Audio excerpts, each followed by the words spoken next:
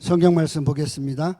마가복음 4장 35절로 41절 말씀입니다.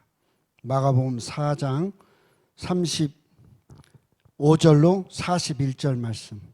그날 저물 때 제자들에게 이르시되 우리가 저편으로 건너가자 하시니 저희가 무리를 떠나 예수를 배에 계신 그대로 모시고 가매 다른 배들도 함께 가더니 큰 광풍이 일어나며 물결이 부딪혀 배에 들어와서 배에 가득하게 되었더라.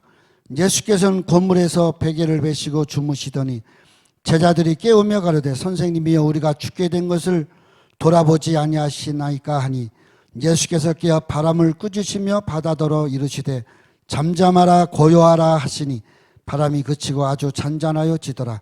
이에 제자들이 이르시되 어찌하여 이렇게 무서워하느냐 너희가 어찌 믿음이 없느냐 하시고 저희가 심히 두려워하여 서로 말하되 저가 네 귀에 바람과 바다라도 순종하는고 하였더라. 아멘. 오늘 이 말씀을 통해서 너희가 어찌 믿음이 없느냐라는 말씀을 생각해 보려고 합니다. 무엇인가 혹은 누군가를 향하여 안다라고 하는 것과 알아 하는 것하고는 차이가 분명히 있습니다. 안다라는 것은 확실하게 자세하게 정확하게 라는 것이고 알아 하는 건 뭐 두리뭉실하게 어디서 들은 거로 대충 그렇게 알아 이렇게 이야기합니다. 오늘 신앙도 역시 마찬가지입니다. 우리가 예수님을 안다, 나는 확실히 예수님을 알아 하는 것과 예수님? 알긴 알아. 분명히 차이가 있습니다. 신앙도 역시 마찬가지입니다. 예수를 확실히 믿고 가는 것과 두루뭉실 예수를 그냥 적당히 믿고 가는 건 분명한 차이가 있다라고 하는 것입니다. 오늘 우리는 이 말씀을 통해서 우리 신앙이 확실히 예수님을 아는 건지 그냥 적당하게 어느 정도까지 일반적으로 믿지 못하는 것은 못 믿고 믿는 건 믿는 것으로 그렇게 살아가는 건지 살펴보는 시간이 되었으면 좋겠습니다. 오늘 본문의 35절로 36절에 예수님이 저편으로 건너가는 목적을 이야기합니다. 저편으로 간다라는 것이죠. 이 저편으로 예수님이 가야 될 목적이 있으니까 글로 가는 것이 건너편으로 가는 것입니다. 그날 저물 때 제자들에게 이르시되 우리가 저편으로 건너가자 주님께서 하신 말씀입니다. 그들이 무리를 떠나 예수를 배에 계신 그대로 모시고 가매 다른 배들도 함께 가더니 그랬어요. 즉 배가 예수님이 타신 배만 가고 있는 것이 아니라 두어 배가 같이 간다는 것을 알 수가 있어요. 예수님을 정말 따르던 제자들뿐만 아니라 예수님을 따랐던 그 여인들이라든가 이러한 분들도 같이 다른 배를 타고 가고 있다는 것을 우리가 알 수 있어요. 그리고 예수님 이미 배에 오르셨다는 거죠.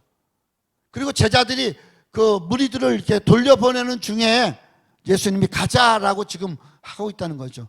그래서 예수님은 배에 그대로 탄 대로 그렇게 이야기합니다. 예수님은 피곤하셨습니다. 말씀 전하고 또한 치유하고 뭐 이러한 일들을 하시면서 이미 예수님은 많이 심신이 지쳐있는 상태여서 배를 타고 가면서 쉬기를 바랬을 것입니다. 38절에 주님이 배에 주무시는 모습을 보고 얼마나 피곤했는지 우리는 알 수 있죠. 예수님이 주무시는데 제자들은 그냥 간 겁니다. 별일 있겠어? 주무시게 두지 뭐 하고 예수님의 배를 이끌고 갔습니다. 당시의 배는 별로 크지가 않습니다.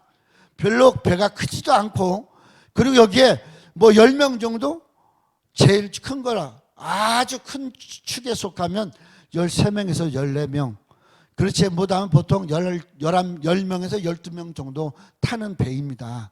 그리고 여기에 골무라고 하는 것은 앞머리가 아니라 뒷머리에 키를 둘 수 있는 그런 높이로 해서 키잡이를 할 수 있는 거, 앉아 있는 거 거기를 골무라고 합니다. 그래서 그걸 베고 바닥에 그냥 누우신 거예요. 그리고 제자들은 거기 앉아서 지들끼리 이야기하면서 배를 이끌고 가는 겁니다. 제자들 발 아래 지금 예수님은 주무시고 있다라는 것이죠. 뱃밑바닥에 예수님은 주무시고 있고 배 의자에는 제자들이 앉아서 지금 이야기를 하고 가다가 그리고 풍랑을 만나게 됐던 것이죠.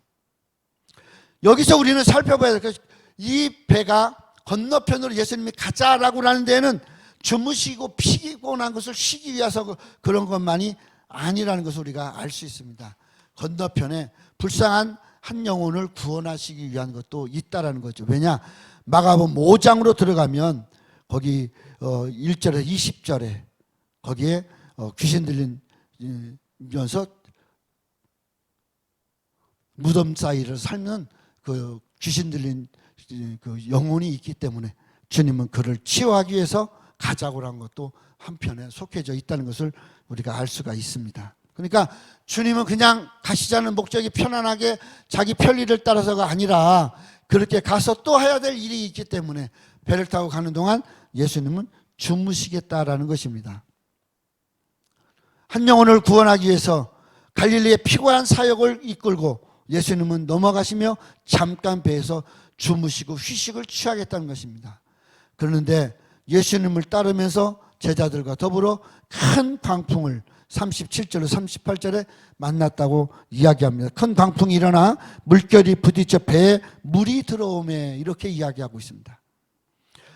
큰 광풍이 일어나고 물결이 배에 부딪혀서 배가 물이 점점 들어와 차고 있다는 표현을 하고 있다는 겁니다. 갈릴리 호수는 주변이 산으로 들려 있기 때문에 가끔 엄청난 폭풍이 오기도 하고 생각지도 않은 그러한 풍랑과 바람이 일기도 하고 갑자기 비가 오기도 합니다. 그러나 갈릴리 지방에서 고기를 잡고 살았던 사람들이 베드로, 요한, 야고보, 안드레 이런 분들은 다 거기서 고기잡이 생활을 하고 있었어요. 한 5, 6명 정도가. 그러니까 웬만하면 이 정도는 별것도 아니다라고 그들도 생각을 해서 예수님을 안 깨웠을지도 모릅니다. 갑자기 발생했고 이 큰 광풍으로 인하여서 배가 흔들리고 배에 물이 차고 있다라는 거죠. 배를 이끌고 가고 배 젓는 기술이 뛰어난 그들이 이 배 문제를 지금 해결하지 못하고 있습니다. 급박한 상황 속에 예수님은 골물을 베개로 삼아 주무시고 있었다. 그렇게 이야기하고 있는 겁니다. 제자들이 소리를 그냥 깨워도 돼요. 바로 발 밑에 있어요. 그런데 소리를 지르며 예수님을 깨웁니다. 선생님, 우리가 죽게 되었는데 왜 아무렇지도 않게 잡니까? 그렇게 예수님을 깨우고 있습니다. 그리고 예수님은 일어나셔서 바람을 잠잠케 하고 제자들을 꾸짖습니다. 왜 너희의 믿음이 이렇게 부족하냐라고 야단을 치고 있는 것을 볼 수가 있습니다. 분명 주님과 동행했고 주님의 말씀도 들었고 주님의 사역도 들었고 주님과 동행을 했고 주님과 함께 했음에도 불구하고 제자들은 지금 광풍을 만나고 있어요. 큰 풍랑을 만나고 어려움을 자취하고 있어요. 내가 예수도 잘 믿고 내가 살아가는 삶에 별 어려움 없다고 생각하고 그리고 살아왔는데 예수를 믿으면 믿을수록 더 어렵고 더 힘들고 더 짜증나고 부러지는 일은 없는 것 같고 마음은 불안하고 초조하고 삶의 환경은 어떻게 해결해야 될지 모르고 왜 나한테만 이 커다란 문제가 생길까 고민하면서 생명을 내려놓을까 하는 생각까지 들 정도로 고민이 오는 겁니다. 몸도 마음도 아프고 아픈 것은 점점 심해져 가고 예수를 믿었는데 기도했는데 아무것도 없는 것 같고 바로 풍랑 만난 제자들과 얼마나 똑같은 환경 아닙니까? 이러한 환경에 있다고 해서 주님이 우리를 외면하는 것이 아니고 또 주님은 모른 체 하시는 것도 아니고 그런 풍랑 속에서 주님을 찾으시기를 어쩌면 주님은 원하셨을 것입니다. 우리 삶 속에서 주님과 함께 있는 거, 이 정도는 나도 예수님 알아. 아는 것이 중요한 것이 아니에요. 알고는 누구든지 알고 있어요. 주님을 확실하게 믿을 수 있는 신앙이 있어야 된다는 겁니다. 주님을 확실히 믿으면 주님 우리의 문제를 해결해 주십니다. 그리고 또 하나님은 놀라우신 역사로 책임을 져 주십니다. 문제는 내가 믿음으로 주님을 못 보고 있다는 것이에요. 그냥 주님을 대충 보고 있는 거예요. 그냥 골무배고 누워있는 주님을 물끄러미 쳐다보고 자기들 할 얘기만 하고 있다는 것이죠. 예수를 믿기는 믿어요. 기도를 하기는 해요. 그러나 그게 간절하고 확실하고 주님이 들어줄 걸 믿고 하는 것이 아니라 이만하면 됐겠지. 내가 이렇게 기도하는데 무슨 어려움이 있다고. 에휴, 주님은 이렇게 보편적인 생각을 가지고 주님을 바라보고 있는 제자들과 지금 똑같다는 것이에요. 오늘 우리 본문에 나는 환경을 보면서 우리의 환경 속에서 우리는 어떠한 어려움이 우리에게 주어졌는지 이 어려움 속에서 나는 어떻게 대처하고 있는지 우리 한번 생각해 보자는 겁니다. 약 200년 가까이 대한민국에 기독교가 들어오면서 정말 놀라운 폭발적 1980년도 중심으로 엄청난 성령운동이 일어났고 그로 인해서 교회 성장이 폭발적이었어요.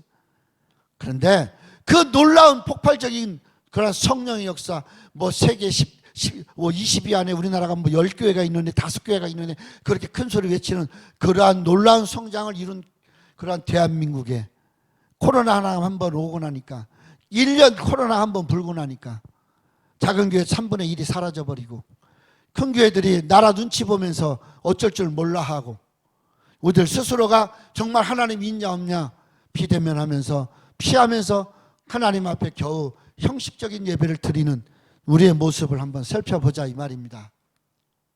풍랑 조금 왔다고 내 생각으로 이 정도는 이길 수 있어. 근데 하나님이 가만히 계셔요. 기도하고 간구하고 막 금식하고 난리치는데 이놈의 코로나는 사라지지도 않아요. 또 나라와 여러 가지 기자들이나 이런 것을 통해서 핍박은 핍박대로 막 와요. 예수 안 믿는 사람들은 조롱하고 비난해요. 교회가 재난의 근원지가 되어버린 것처럼 됐어요. 주님은 골문을 베고 주무시고 계셔요. 무엇일까요? 주님이 뭘 요구하시면서 주무셨을까요? 주님은 어떤 바람이었을까요? 갈릴리에서 오병이어 기적을 베풀고 엄청난 그런 현장을 보면서 그들이 도전받고 믿음 갖고 확신을 가졌다고 자신하며 떠들었을 것이에요. 그 이야기를 들으면서 지금 예수님은 주무시고 있는 거예요. 그래, 그럼 그 믿음으로 해봐. 그 믿음으로 가자. 정작 주님 주무시고 나니까 풍랑 오고 나니까 믿음은 간 곳 없이 사라져버리고 의심과 불안과 공포만 오고 자기 목숨 건질 일만 연연하고 있다라는 것이에요. 그렇게 믿음 좋은 것처럼 외쳤고 자신 있다고 자부했는데 풍랑 하나에 자기 목숨 구걸하는 인생이 된 거예요. 그게 어떤 믿음이겠어요? 그게 무슨 하나님의 도우심과 인도하심을 받는다고 자랑하겠어요? 제자들도 역시 마찬가지입니다. 물론 주님이 바란 건 아니겠지만 그래도 일말의 기대는 안 가졌겠어요? 주무신 이유가 아니라 달라요? 조금 힘드니까 주님 깨우죠. 주님 깨우고 마치 이 환란의 근원이, 이 폭풍의 근원이 주님에게 있는 것처럼 지금 이야기하고 있어요. 정말 웃기죠? 주님에게 있다는 식으로 얘기해요. 우리가 공경에 처했는데 그렇게 주무시면 돼요? 이 말이 뭐예요? 당신 능력이면 되잖아. 왜 능력도 베풀지 않고 그러고 있어요? 이 말인 거예요. 참 갑갑하죠? 우리는 그런 신앙 아닙니까? 예수 믿는다며요. 살아계신 하나님의 아들 예수를 믿는다며요. 주는 그리스도시라며요. 조금만 어려우면 내 인생 때문에, 내 목숨줄 때문에 주님 안 돼요? 주님 어떡하라는 거예요? 우리 그런 질문 안 하냐 이 말입니다. 오늘 이 말씀을 생각하면서 주님이 있던 없던 이 고난은 오는 거예요. 풍랑이 일어날 시기가 되면 풍랑은 일어나는 거예요. 문제는 주님과 함께 하면서도 주님을 방치해놨잖아요. 왜 주님을 방치해놔요? 왜 주님을 자기들 대화 속에 끌어들이지를 않아요? 주님의 이야기를 경청하려고 하지 않아요? 오병이어에서 말씀하신 말씀이 주님 말씀이 다예요? 아니란 말이에요. 그런데도 마치 주님의 이야기는 다 듣는 것처럼 아무리 피곤해도 주님에게 질문을 던지면 비유도 풀어서 대답해 주시는 주님이셔요. 그런데 이들은 주님을 너무 쉽게 생각했다는 것이죠. 어쩌면 지들의 생각이 주님보다 더 높은 자리에 있었을지도 모릅니다. 폭풍을 잔잔하게 하시는 주님을 생각해 봅시다. 예수님께서 깨워 바람을 꾸짖습니다. 바람들어 이야기합니다. 잠잠하라, 고요하라 하시니 바람이 그치고 잔잔해졌다고 39절에 이야기합니다. 잠잠하라, 고요하라, 딱 두 마디예요. 뭐 이렇다 제자들처럼 막 이것저것 다 그런 호들갑 떠는 것이 아니에요. 예수님 고요해, 잠잠해 두 마디밖에 안 합니다. 근데 이 두 마디가 놀랍게도 잠잠해지고 바람은 그치고 하더라 이 말이죠. 지금 내게 필요한 것이 무엇일까요? 풍랑이 일어나서 막 주저리 하고 목숨줄 변명하기 위해서 내가 어떤 뭔가 이것이 중요한 것이에요? 아닌 것을 알 수 있잖아요. 살아계신 하나님의 아들, 전능하신 하나님의 아들, 창조주 하나님이신 예수님, 그 믿는 믿음만 있으면 된다는 것 아니겠어요? 그 믿음 안에서 여기 주님 타고 계셔, 잠잠해, 조용해 했으면 됐을 거예요. 근데 그들은 주님도 못 의지하고 자기 자신도 믿음이 부족하다는 거죠. 오늘 우리는 주님 제쳐놓고 주님 또 주무시든지 말지 내버려둬 놓고, 그리고 어려워지니까 이제서는 발을 동동 구르면서 주님을 찾아요? 얼마나 주님 볼 때 안타깝다고 하겠습니까? 우리에게 필요한 것이 뭔지를, 여기 지금 제자들에게 필요한 것이 뭔지를 몰라요. 제자에게 필요한 것은 선생입니다. 특히 예수님의 제자들에게 필요한 것은 선생이신 예수님입니다. 근데 그들은 예수님을 팽개쳐 뒀다 말이에요. 오늘 우리 삶 속에 우리가 예수 믿는 사람, 예수 믿고 구원 얻은 사람에게 필요한 것은 구세주 예수면 됩니다. 그런데 우리는 구세주 예수를 제껴놓는다는 것이에요. 그리고 또 다른 예수를 찾는다는 거죠. 또 다른 예수를 어디서 찾아요? 판에서 찾을 거예요? 제우스에서 찾을 거예요? 돌탑에서 찾을 거예요? 동굴 속에서 찾을 거예요? 어디서 찾을 거예요? 바다를 바라보면서 뭐라고 할 거예요? 우리가 찾아야 될 분은 살아계신 하나님의 아들 예수 그리스도라는 사실을 기억해야 됩니다. 그리고 우리에게 주님은 묻습니다. 주님 그러잖아요. 폭풍을 잔잔하게 하면서 어찌하여 무서워해? 어찌 믿음이 없어? 두 가지가 문제가 된다고 지금 여기 예수님 이야기합니다. 왜 무서워해? 왜 믿음이 없어? 이 말인 거예요. 왜? 도대체 왜 무서워해? 주님이 있는데 왜 목숨줄 내려놓으려고 하고 뻑 하면은 예수 믿는 사람들이 이렇게 힘들으면 차라리 죽는 게 낫다고. 나도 가끔 그런 소리 할 때가 있으니까. 왜 그래요? 왜? 주님을 그냥 알고만 있는 거예요. 믿지를 못하고. 주님을 믿으면 무서움이 없어야 돼요. 두려움. 믿음의 반대는 두려움입니다. 믿지 못한 불순종은 두려움에서 오는 거예요. 두려움. 왜 세상을 보고 두려워합니까? 왜 환경을 보고 두려워해요? 두려워하지 마요. 내 곁에 있는 주님이 더 중요한 겁니다. 주님 뭐라 그래요? 왜 못 믿어? 그래요. 왜 못 믿어? 주님 말씀하고 있습니다. 또 다른 가장 큰 문제는 두려워하면서 사라져가는 믿음을 기억 못한다는 거예요. 두려워하면 믿음이 사라집니다. 그러나 담대하면 믿음이 생깁니다. 담대하게 믿음으로 바라볼 수 있어야 돼요. 두려움 자체를 버리고 주님만 바라보세요. 물 위를 걸어가는 베드로 물에 빠져들어가도 믿음을 가지면 주님이 손잡아 건지시는 거예요. 창조주 하나님이 지금 내 곁에 있습니다. 예수님이 능력을 베풀어 바람과 풍랑을 잠잠하게 했어요.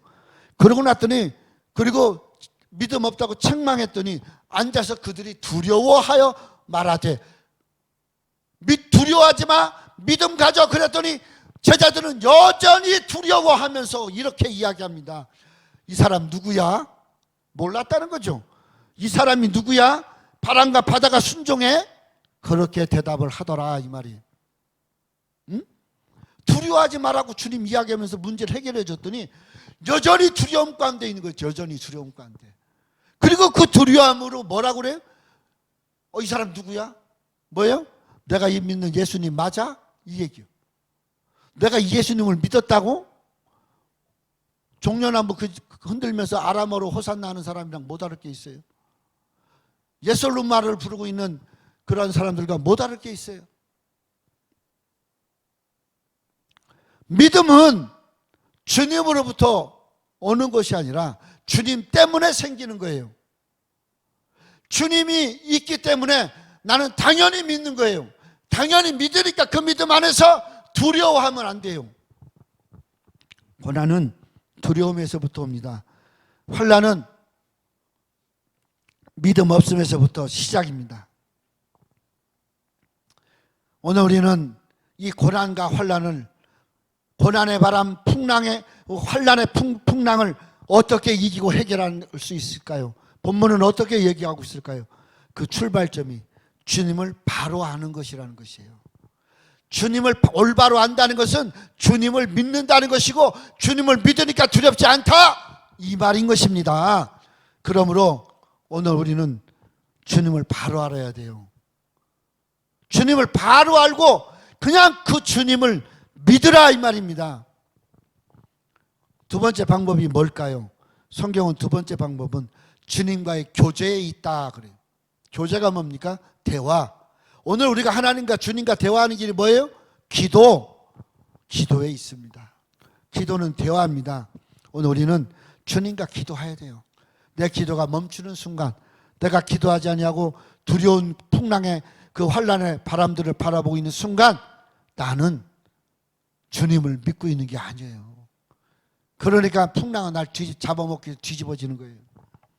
자기 중심에 빠지고, 자기 생각에 빠지고, 자기 방법만 최고라고 생각하니까 주님이 없는 거예요. 나 어디 주님이 있어요? 주님이 최고이십니다. 주님이 방법이십니다.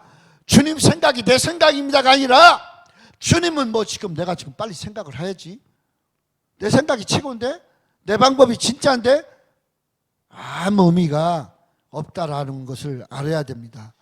주님과 대화하시기 바랍니다. 세 번째 방법이 뭘까요?